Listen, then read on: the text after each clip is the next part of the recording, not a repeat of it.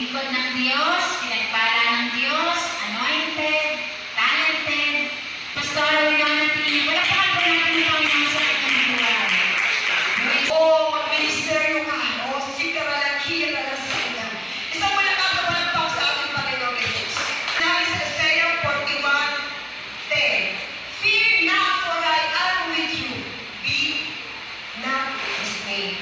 For I am your God. I will strengthen you, and I will help you, and I will uphold you with my righteousness in right hand."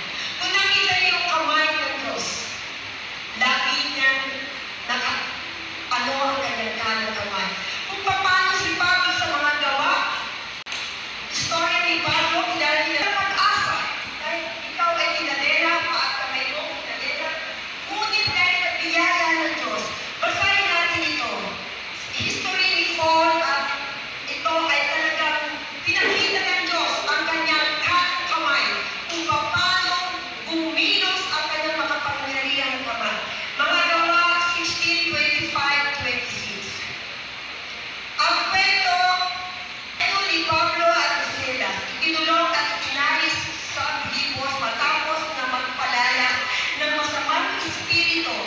Kahit hirap sila, umamit sila at nalangin sa Diyos, nang hating gabi, biglang lumindol at malakas na buksan ang mga pinto at makalas ang mga taligala ng lahat ng mga bilanggo. Sa 26, walang ano-ano yung lumindol na malakas at nayanig pati ang mga pundasyon ng bilangguan. Biglang nabuksan ang mga pinto at nakalas ang mga taligala sa lahat ng mga bilanggo. Ito yung pinakikita na kung paano ikaw ay nananampalataya at alam mong may Diyos, dapat huwag tayong programang. Ano mang sitwasyon ng ating buhay, may Panginoon talaga. Kasi tao lang tayo. Pangamba sa lahat ng pagsubok, sakit, karamdaman, pinansya, lahat na yan. Ikaw at ako ay meron noon. Maging ang mga bishop o lahat ng nilalang na nilikha ng Diyos, walang exception kapag dumating na ang testing ng Diyos. Bakit dumarating ang testing? Doon nagpapatunay, ikaw at ako ay magpapatunay ba sa pananampalataya?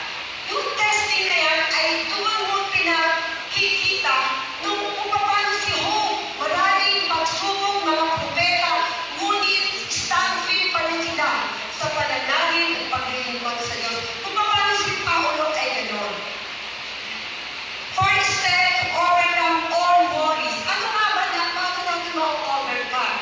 Ayan, first step. Ayan. Ako ay kanina ay kanyo na ang kamay ng Diyos ay never natinikog sa iya. Siya ay handang ilunan ang kamay kung ikaw ay sadak na sa problema. Ang sabi ng Diyos, ang kanyang